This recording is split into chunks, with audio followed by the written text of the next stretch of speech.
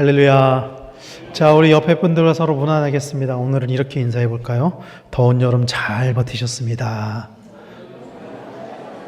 지금까지 잘 해오셨어요. 수고 많았습니다. 폭삭 속았수다. 수고 많으셨습니다. 밖은 아직 더운데, 그쵸? 그래도 아침 저녁으로는 조금씩 가을이 오려는 그런 느낌적인 느낌?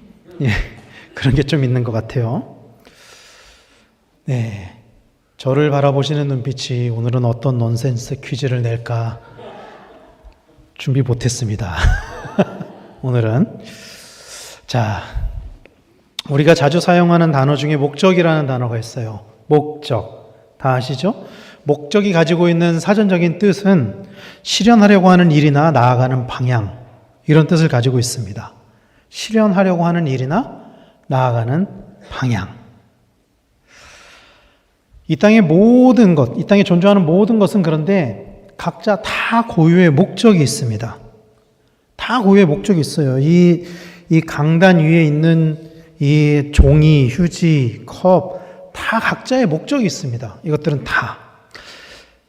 하나님이 세상을 창조하실 때 만드신 모든 피조물은요, 여러분, 단 하나도 빠짐없이 다 고유의 목적이 있습니다.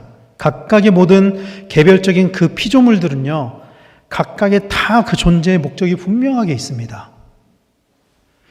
그리고 개별적인 피조물을 넘어서 하나님이 피조물들로 만드신 공동체에도 사실은 그 고유한 목적이 있습니다. 하나님이 우리 사람들을 한 명 한 명 다 각자 만드시고 각자마다 다 하나님이 어떤 목적을 가지고 만드셨지만 우리에게는 그 개인이 가지고 있는 그 하나님의 목적만 있는 것이 아니고 하나님이 또 그 개인과 개인들을 모아가지고 만든 그 공동체에도 고유한 목적이 있다라는 거예요. 하나님이 만드신 첫 번째 공동체는 가정입니다. 우리가 알고 있는 것처럼. 하나님이 처음 피조물을 만드셨을 때 모든 동물들은 각각 그 짝을 다 만들어 놓으셨어요. 처음 그 세상을 창조하셨을 때. 그리고 세상을 재창조하실 때에도, 재창조하실 때가 언제죠? 노아의 홍수 때. 예, 다시 세상을 하나님이 뒤집어 엎으시고 다시 리모델링을 하셨을 때도 각각 암수를 만들어 놓아가지고 존재하게 하셨어요. 하나님께서. 그런데 사람을 만드실 때는 처음에 한 사람만 만드셨습니다. 하나님이. 다른 모든 동물들은 다 암수 각 쌍으로 이렇게 만들어 놓으셨는데 사람은 하나님이 직접 빚으셨잖아요.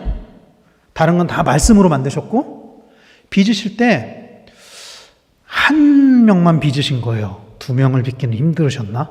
한 명만 빚으셨어요. 하나님이 처음에 사람은.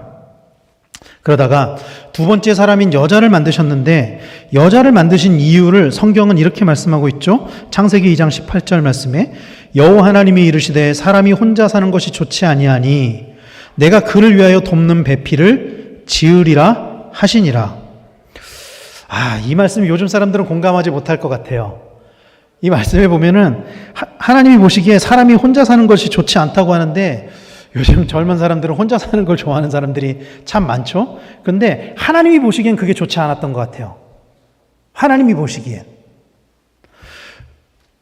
그래서 하나님이 어떤 목적을 가지고 두 번째 사람을 만드셨거든요. 그 두 번째 사람을 만드신 이유에 관해서 뭐라고 말씀하시냐면 내가 그를 위하여 돕는 배필을 지으리라. 여러분 보세요. 동물들도 다 짝을 지어서 만드셨다고 말씀드렸잖아요. 제가. 동물들도 다 암수 짝이 있어요. 동물들이 암수로 있는 이유가 뭐죠? 생육하고 번성하게 하기 위해서, 생식을 위해서 있는 거예요. 동물들은. 근데 하나님이 인간을 만드실 때 남자와 여자를 만드신 이유, 두 번째 사람으로 여자를 만드신 이유는요, 생식을 위해서 만든 게 아닙니다. 돕게 하기 위해서 만드셨다고 성경은 말씀하고 있어요.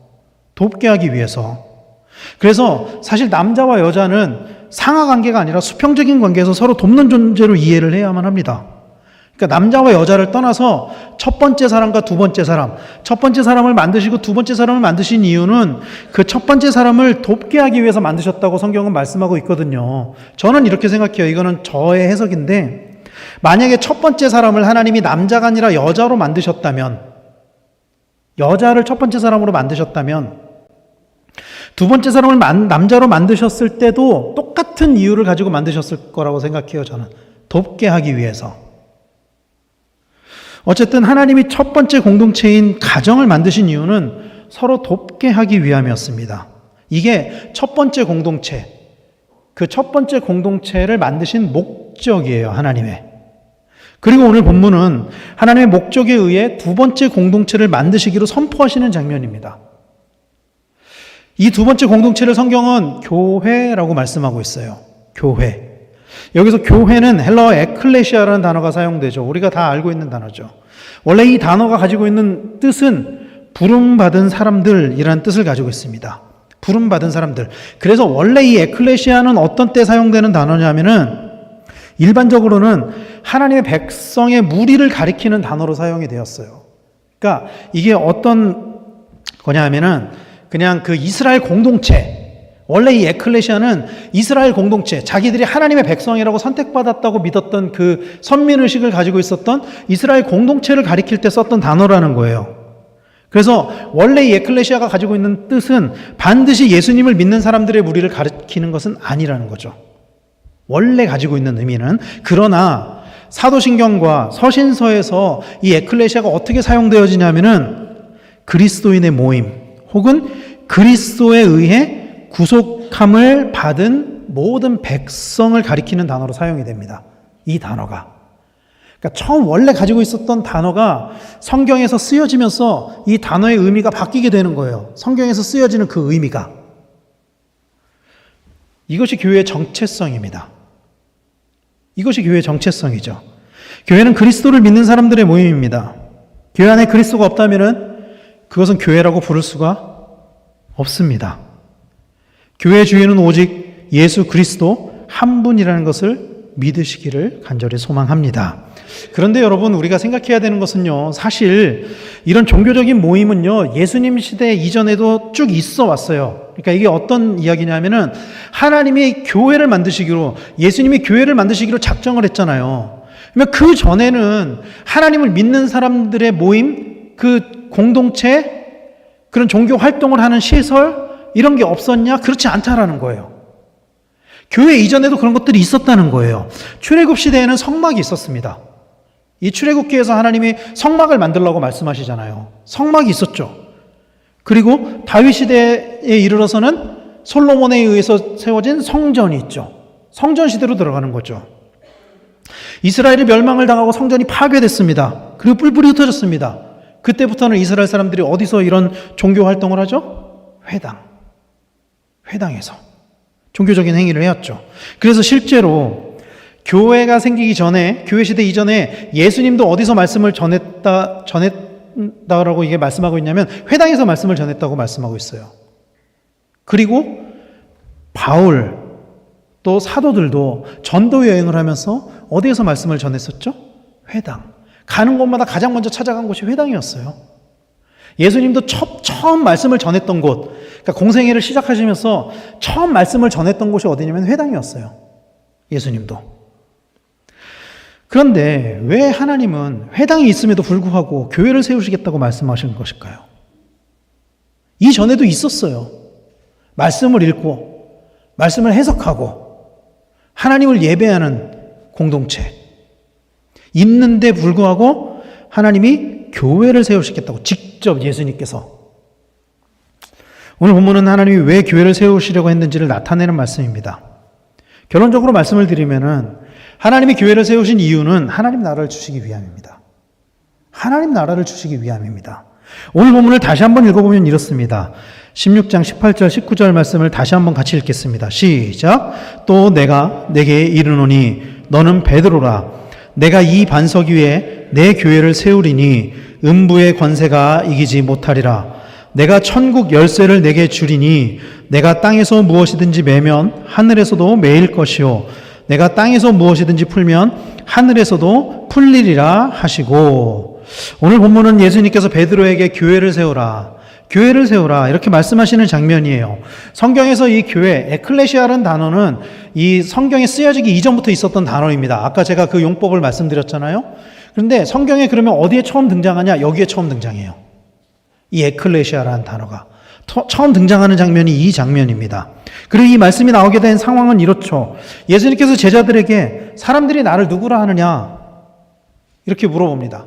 그래서 제자들이 더러는 세례 요한, 더러는 엘리야, 더러는 예레미야나 선지자 중에 하나라고 합니다. 그리고 예수님이 그때 그러면 너희들은 나를 누구라 하냐? 사람들은 그렇게 얘기하는데 그러면 너네들은 나를 누구라고 생각하냐? 그때 그 유명한 베드로의 고백이 나오는 거죠. 마태복음 16장 16절에 시몬 베드로가 대답하여 이르되 주는 그리스도시요 살아계신 하나님의 아들이시니이다. 그리고 이런 베드로의 고백이 있은 직후에 예수님께서는 교회를 세우시겠다고 말씀하신 거예요. 이 고백에서 이어지는 말씀이거든요. 오늘 본문이. 이 말씀을 보면은 예수님께서 교회를 세우시겠다는 선언과 교회의 권한을 말씀하고 있습니다. 먼저 예수님께서는 베드로의 고백 위에 교회를 세우겠다고 말씀하셨어요. 베드로의 고백 위에 교회를 세우겠다고 말씀하셨어요. 예수님께서는 베드로에게 이때 베드로라는 이름을 주시거든요. 시몬에게. 그러면서 이 베드로의 뜻을 뭐라고 이야기를 하고 있죠? 반석. 예수님께서는 모래 위에 교회를 세우는 것이 아니라 더 이상 넘어지지 않는, 무너지지 않는 반석 위에 교회를 세우시겠다고 말씀하신 것입니다. 이렇게 선언하고 계신 거예요. 더 이상 이제 앞으로 영원히 넘어지지 않는, 무너지지 않는 교회를 이 반석 위에 세우겠다. 그리고 그 교회의 권한을 주시는 말씀이 이렇게 기록되는 거죠. 19절 말씀에 내가 천국 열쇠를 내게 주리니 네가 땅에서 무엇이든지 매면 하늘에서도 매일 것이요 네가 땅에서 무엇이든지 풀면 하늘에서도 풀리리라. 예수님께서 교회를 세우시겠다고 하면서 교회에 어떤 권한을 주시냐면은 천국 열쇠를 주시겠다. 천국 열쇠를 주시겠다. 근데 문제는 그러면 이 천국 열쇠를 누구에게 주신 것이냐? 예수님께서 내가 천국 열쇠를 내게 주리니 이렇게 말씀하셨잖아요. 그래서 전통적으로 이 부분에 대해서 해석을 하는데 의견이 분분해요. 근데 대략 4가지의 견해가 있습니다. 첫 번째는 로마 카톨릭이 주장하는 주장입니다. 베드로 한 사람에게 주어졌다는 거예요. 이 말씀을 베드로에게 했다는 거예요. 그래서 로마의 첫 번째 교황이 베드로잖아요. 이게 로마 카톨릭의 주장이에요. 두 번째는 예수 그리스도의 재림과 연관해서 천년왕국 기간 동안에 이 세상을 통치할 성도들에게 주어졌다는 주장입니다.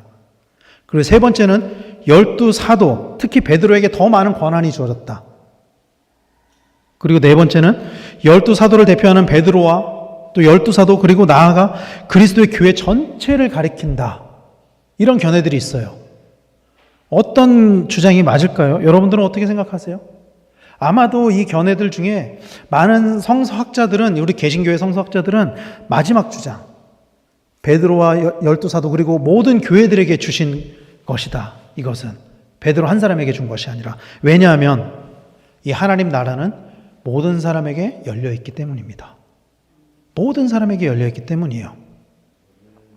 예수님께서는 승천하시면서 모든 민족을 제자로 삼으라고 말씀하셨고 땅끝까지 복음을 증거하라고 말씀하셨습니다. 이 복음 증거의 사명과 권한은 베드로에게만 주어진 것이 아닙니다. 모든 교회, 이 땅의 모든 교회에게 주어진 것입니다. 베드로만이 사람들을 제자로 삼고 베드로만이 땅끝까지 복음을 증거하는 것이 아니고 모든 교회에게 동일하게 사명이 주어졌다는 거예요. 모든 교회가 이 세상에 있는 사람들을 제자로 삼아서 그들에게 세례를 주고 그들을 거듭나게 만들어서 그들에게 하나님 나라를 들어갈 수 있게 해주는 것, 그 천국 열쇠가 모든 교회들에게 다 주어졌다라는 것입니다. 이렇게 열쇠를 맡게 된 사람을 구약에서는 뭐라고 말씀하냐면 청지기라고 말씀을 해요. 청지기. 구약시대의 청지기는 주인으로부터 전권을 위임받은 사람을 가리킵니다. 전권. 우리말로 이렇게 해석을 하면은 옛날에 그런 게 있었잖아요. 집사. 예를 들면 집사 같은 그런 거죠. 집안의 모든 열쇠를 다 가지고 있고 그걸 다 열 수 있는 권한을 가지고 있는 사람. 주인이 아닌데도. 이사야에서는 그래서 청지기에 관해서 이렇게 말씀을 해요. 이사야 22장 15절에 보면은 주 만군의 여호와께서 이르시되 너는 가서 그 국고를 맡고 왕궁 맡은 자 셈나를 보고 이르기를 하면서 쭉 지나서 22절에 내가 또 다윗의 집의 열쇠를 그의 어깨에 두리니 그가 열면 닫을 자가 없겠고 닫으면 열 자가 없으리라.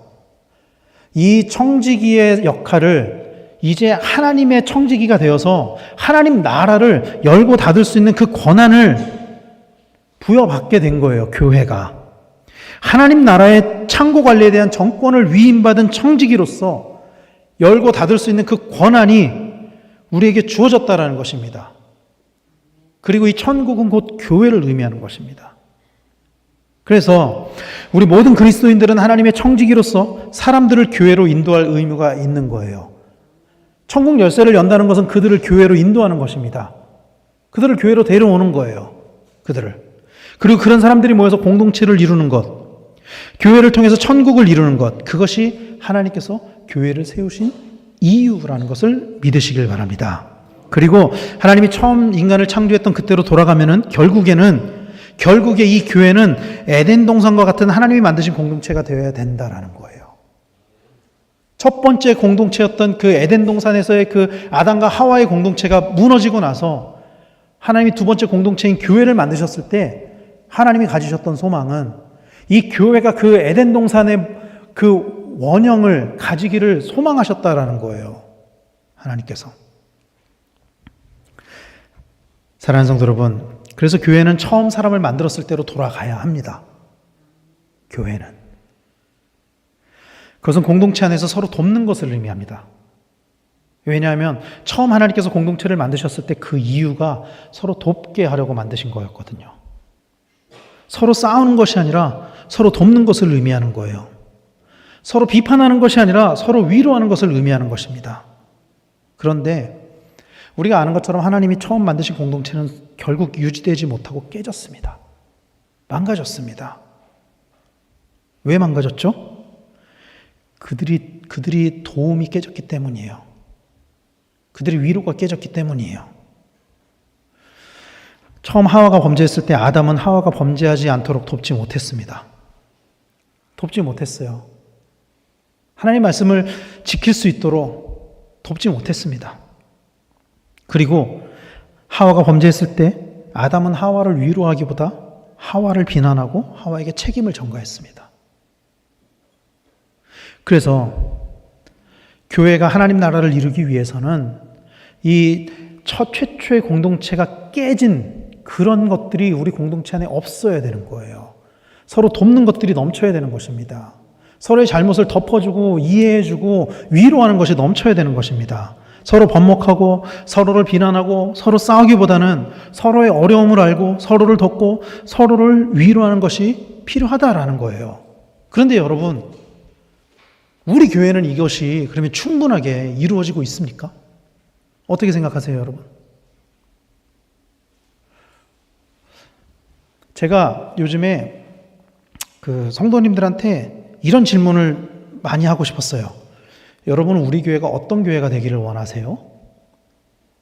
우리 교회가 어떤 교회였으면 좋겠어요? 이런 거 있잖아요. 각자가 다 생각하는 이상적인 교회 모습이 다르겠죠. 그런데 그 이상적인 교회 모습이 다 다르다는 것은 우리 교회가 그 모습을 충족시키지 못한다는 뜻이거든요. 지금. 교회는 마땅히 서로 돕고 서로 위로하는 공동체여야 하는데 사실은 현실 교회에서는 그것들이 충분하게 일어나지 못하고 있죠. 사실은.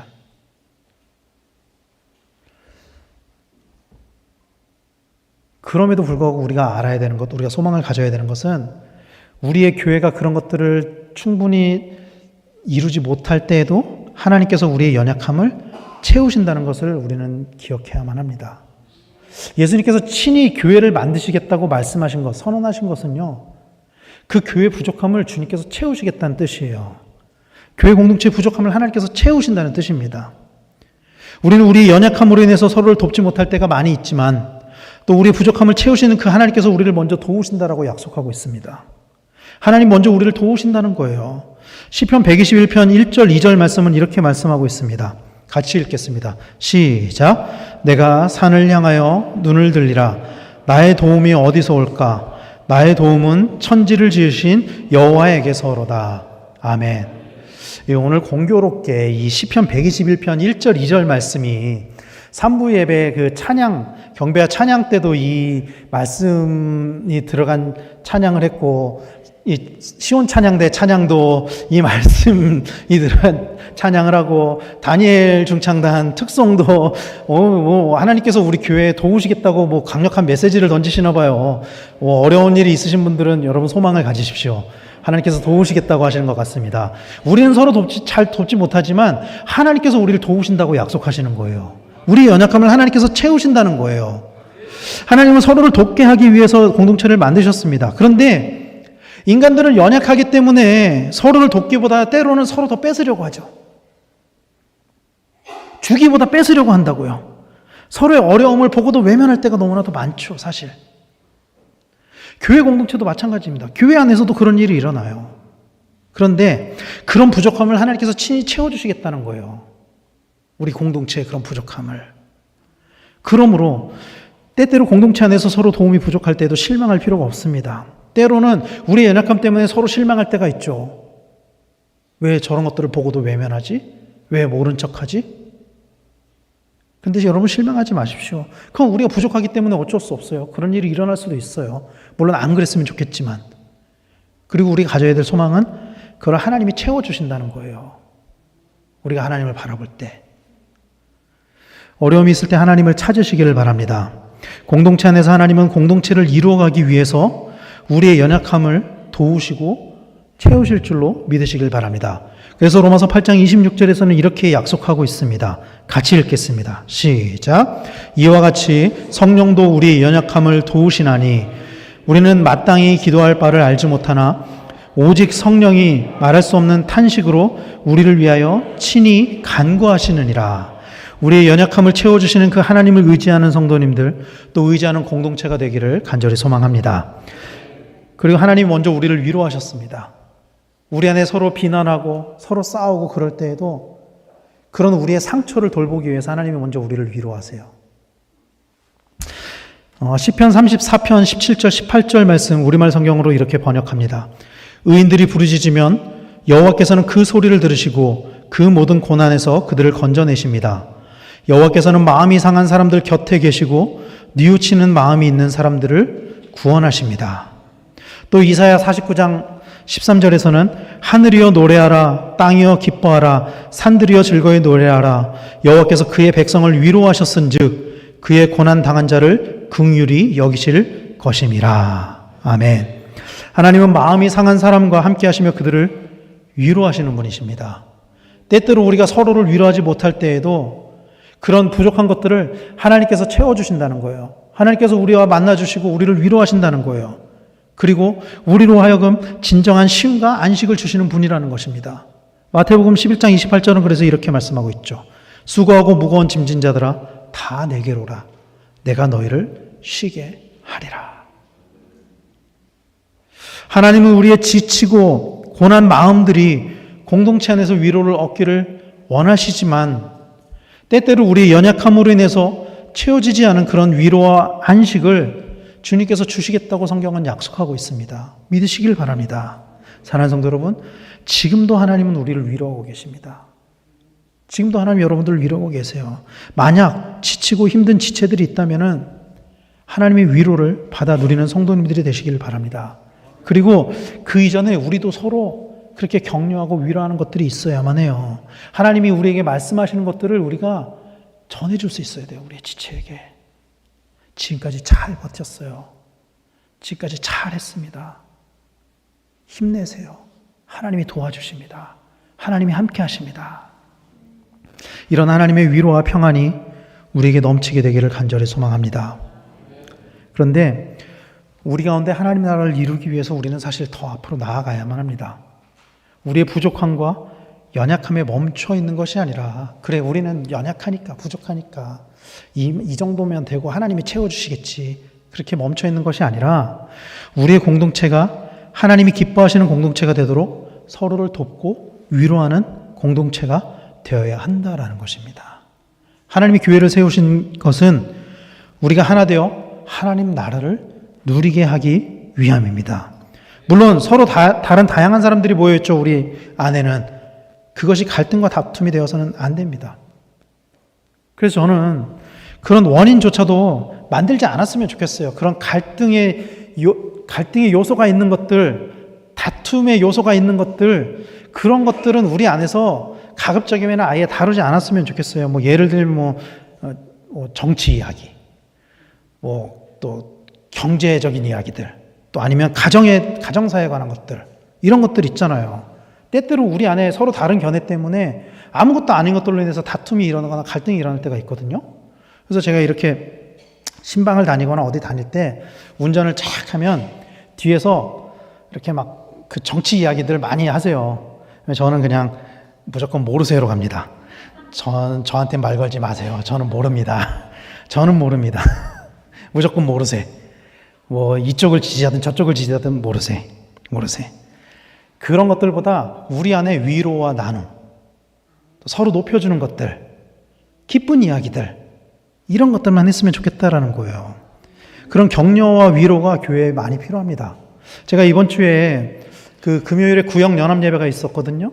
구역연합예배 때 제가 그 구역연합예배 때 설교를 하면서도 말씀드렸는데 구역연합예배가 11시이고 그 점심 식사를 11시 40분에 제가 맞춰달라고 이렇게 말씀을 드렸는데 아침에 9시에 딱 커피를 가지러 딱 갔더니 그때 벌써 몇 분들이 오셔가지고 벌써 막 식사를 준비하시고 있는 거예요. 그 연합예배 오실 분들을 맛있게 식사를 하게 하려고. 제가 그 모습을 보고 많이 감동을 받았습니다. 너무 수고가 많으시고 너무 위로를 드리고 싶었어요. 그때도. 우리 안에 그런 칭찬, 위로, 그런 것들이 많았으면 좋겠어요.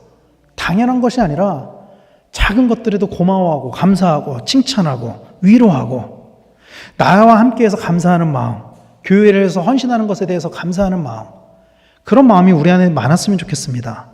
그런 마음들을 칭찬하고 격려하고 위로하는 우리 공동체가 될 수 있었으면 좋겠어요. 물론 이렇게 제가 말씀을 드리지만 이런 공동체를 만드는 것은 결코 쉬운 일은 아니에요.